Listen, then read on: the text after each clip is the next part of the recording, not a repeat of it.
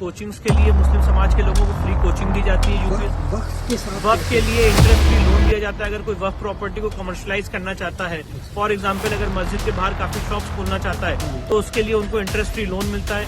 ऐसी कोई व्यवस्था हिंदू समाज के लोगों के लिए नहीं है, किसी मंदिर के लिए नहीं है कि मैं ये बताना चाहता हूँ कि हम जो है वो ट्रूली सेंस में सेकुलर नहीं है।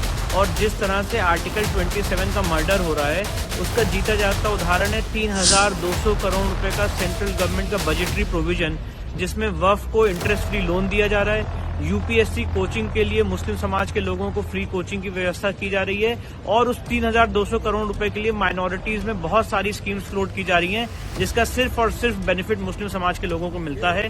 पहले ये बजट 5200 करोड़ रुपए का था।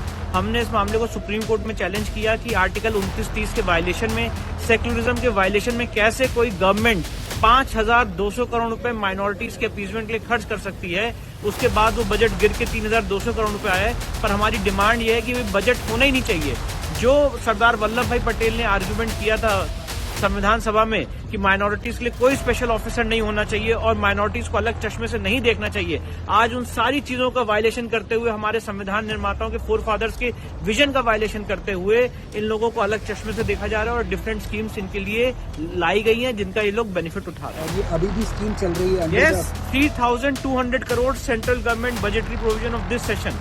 तो आप मुझे एक्सप्लेन करेंगे ये 3200 करोड़ ये कैसे स्पेंड होगा? ये अलग अलग हेड्स में स्पेंड होता है, जिसमें यूपीएससी कोचिंग्स के लिए मुस्लिम समाज के लोगों को फ्री कोचिंग दी जाती है।